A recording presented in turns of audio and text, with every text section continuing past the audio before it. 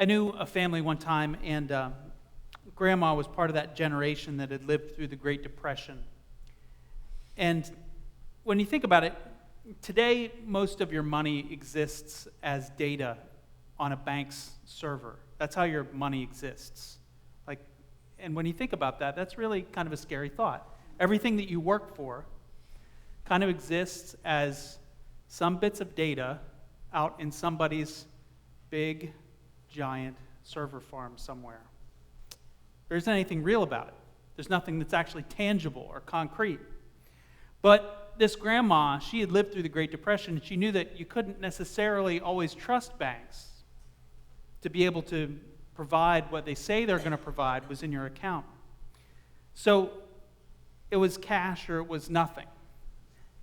And so when Grandma died, then the children had to go searching through the house because they knew that there somewhere had to be a stash. Somewhere in that house. There was something to be found. And in fact, they found thousands of dollars kind of squirreled away in various places in this house. I had this flash of insight yesterday about this text, and that is, most of us don't have any connection at all to the emotions behind this gospel, because we don't understand what it means to have everything that we own, everything that we possess, everything that we've worked for, kind of inside this house. And if you have ever been to Israel, if you've ever kind of thought about or pictured a first century house. Even if you had a door, it wasn't that easy to lock it when you weren't there. I mean, when you were inside, you could barricade it, but when you had left for the day, your house was generally fairly unguarded. And Jesus talks about the idea that even if you've locked the front door, well, your walls are made out of mud in all likelihood. It's not that hard for me to cut a hole in your wall and come into your house. So we don't really have much of a connection to this idea that, everything that we value is secured maybe somewhere in a box in our house, or buried in the floor, or buried out in a field. We don't really have any connection to that and understand what it's like. It's all very abstracted for us. Have you ever been charged with the care of a great sum of cash money, where you had to, take it to be deposited, or you maybe had to go and make some sort of a purchase where the person was, demanding cash payment for it? That's the most nerve-wracking thing in the world to me when that happens. I've had that experience a few times, and you're walking around and you're kind of making sure that nobody's following you and nobody's seeing kind of what you have, and you're checking your pocket, 30, 40 times, on the way to wherever you're going, just to make sure that it's still there. It's a very anxious kind of feeling. I don't think I could ever work as a bank teller, period. Jesus says, where your treasure is, there your heart will be also. And so, a good measure of what it is that we treasure is what it is that we get anxious about. Think about that for a minute. So what do you worry the most about? Your kids? You worry most about your health? Some people worry the most about their jobs, how they're doing at their jobs. The things we worry about, the things that we're anxious about, those things point to what it is that we treasure. We don't have anxiety about things that we don't care about. That's literally what it means to say, I couldn't care less, right? Doesn't matter. But that same anxiety also reveals the state of our hearts around those particular things. And it teaches us that we haven't yet learned to trust God with those things, whatever they are. And there's nothing that makes us more anxious on some level than money. Earning it, spending it, saving it, investing it, giving it, talking about it. even talking about it. All of these things make us incredibly anxious. You know, I've been preaching stewardship sermons for, I think now about 14 years. And it doesn't get any easier for me either to do this every year. Even though Jesus talked more about money than he has talked about any other topic that we see in the Gospels. Stewardship is one of these words that we almost never hear outside of the context of the church. I live with my wife. She works with an environmental organization, and they use the word stewardship for properties that they own to take care of. The word stewardship is rooted in this idea that we don't own anything, but that it's God instead who owns everything, and it's just on loan to us for a time. And so during that time when God has placed these things into our hands, we are just stewards of what's been given. So I remember the first time I ever preached a stewardship sermon. And the night before I was to preach this sermon, I looked at the caller ID on the church office phone, and I saw that somebody who called was actually the dean of the seminary. And now Stephanie worked for Maxine at the time, and I saw that name on the caller ID, and I realized probably what she was doing was she was calling to find out when worship was. That's what I decided. And I said, Steph, I think the dean is coming tomorrow. And I was so nervous. Preaching this first stewardship sermon you ever have to preach with the dean of the seminary in attendance, that's not the first thing that you think about wanting to do. But like I said, talking about money is never the first thing that you want to do anyway. We've done great with the capital campaign. The capital campaign has been really amazing. It's really surpassed what I imagined that we'd be able to do. Everybody has been incredibly faithful to this challenge to grow our facilities so that we can grow our ministry. And you'll hear an update on the progress on that in just the next couple of weeks. We've made great progress on a new design that's going to bring the costs back in line. And we're on track in 2016 actually to raise, in all likelihood, more money than we've ever raised.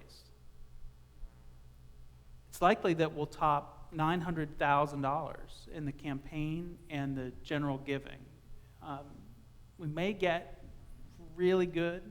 We may get to $950,000 for the year. That's a lot. That's tremendous. I don't necessarily enjoy talking about money, but the money represents the resources that it takes in order to carry out our mission. And the mission is what's the most important thing. We've talked about that throughout this time that we've been trying to raise money for the building. Continue to talk about it. What is our mission? Our mission is there on the back, above the door, to love, to serve, to transform. Love God, serve people, to transform lives. In our budget each year, what we spend on our program, not including money that just kind of comes in and goes out because it's given specifically for specific missions, that amounts to over $600,000. Okay, so that's our base budget is a little over $600,000. And we send out somewhere north of 300 statements at the end of the year. Okay? So that means that we have about 300 plus to 350 contributors in the course of a year. So if you do the math, on average, you see that people give about $2,000 a year. Some give much more, many give less, but that's the average. And our building is about 17,000 square feet, so there's a cost to heat and to cool. You can think about your own home, think about how big it is, how many square feet is my house, and kind of figure that out. To keep the lights on, to keep it clean, to do the maintenance on a building where the newest part is 35 years old, is not an easy task. So we did a major upgrade to Boker last year, and that was about $20,000. That was a very visible project and a very important project to get done. But just like at your house, there are tons of projects that we have to do that nobody ever sees. So right above Marv's head, there's an air handler. And that air handler is part of the original equipment of the church. And it went bad at the end of the summer. Fortunately, we got through the summer, but now it's not going to run anymore. You know, that's something that no one will ever see. And trust me, you don't want to go into the place where it's tucked in there to see it. I think they built the new building, the education wing, I think they built around that thing. John's seen it. He knows what it's like. The other John has seen it too. But to do something like that, that's going to be a $10,000 project for something that no one will ever see. But trust me, if it's not working, you'll miss it. Okay? You'll miss it. So our facilities costs, are about $150,000 a year. So of that $600,000, about $150,000 gets spent on facilities. And then, of course, we need people to help us do what we're going to do. So we have a staff, an amazing and wonderful and gifted staff that does a tremendous amount of work. And so we have, a full-time office manager. We have a custodian. We have 4 music staff now, one whose salary is being funded through a grant from the annual conference for this first year.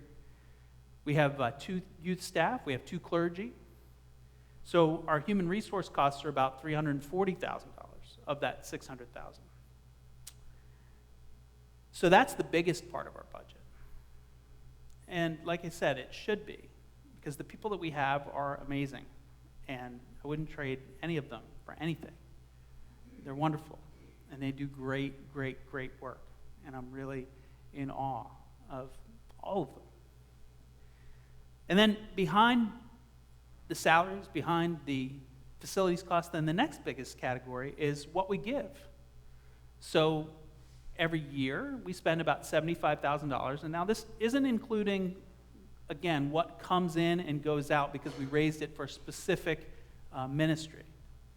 But every year we spend about $75,000 on funding our outreach program, plus helping to support the program of the United Methodist Church in New Jersey and around the world. So when you put $1 in the offering plate, it doesn't stop here. It doesn't just kind of come here and end. Instead, it supports training programs, it supports missionaries, it supports schools and hospitals and colleges all over the world. And that's important work too. But it all starts with that $1 that you put in the offering plate. Now, some people might wonder, you have this preschool, so doesn't that preschool pay a lot of your bills? Well, not really, because that preschool has always been run as a ministry of the church. It's not a profit center. So if you look at the preschool budget, it's pretty much a break even, with a contribution back to the church, about $15,000 a year, to pay for, the heat and the lights and all those kinds of things. Donna is here. Donna is one of our preschool teachers. Now, Nancy is here. Nancy helped to start the preschool. The preschool is probably one of the greatest things that this church has ever contributed to this community. Over 40 years, we have now generations of families who have come through it. And because of the way that we run it, it's affordable, but it's also the best thing that you can do for your kids. It's an amazing program. So just recently, Mary Beth was talking to me about a meeting that she'd been at with the superintendent of schools for Medford and some of the kindergarten teachers for Medford. And what they were trying to do was bring preschool directors up to speed on what's happening in the kindergarten so that the preschool directors could make sure that what they're doing is leading kids to great success in kindergarten. And with everything that the superintendent talked about, every one of those things was already being done. So we provided this amazing, amazing service to families in our community. We've been doing it for 40 years.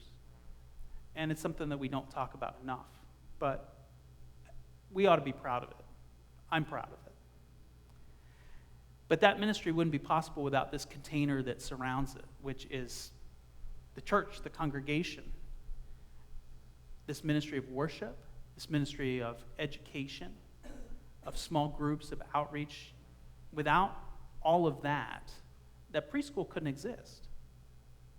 So I don't like having to talk about money, but the finances enable the mission.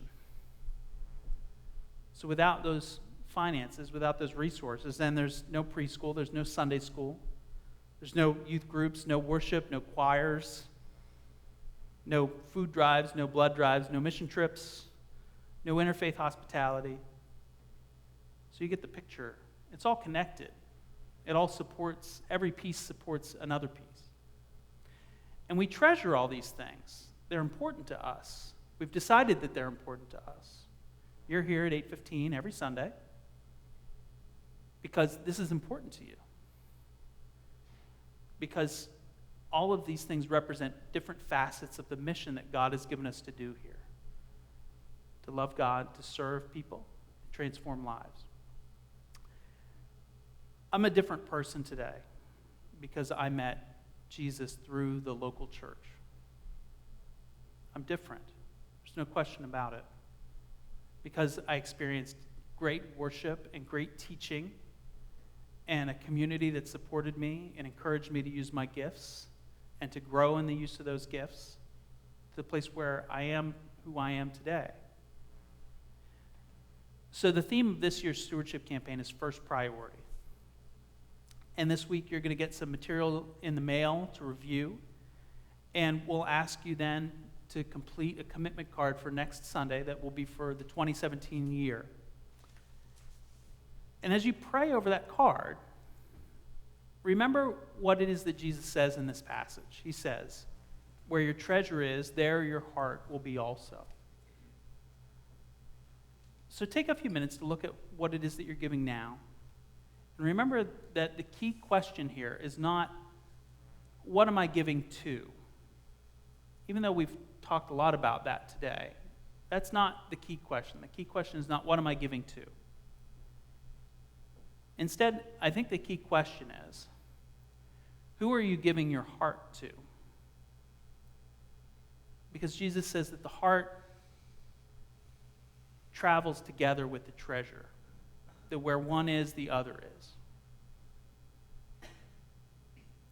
So I want you to consider that. Who are you giving your heart to?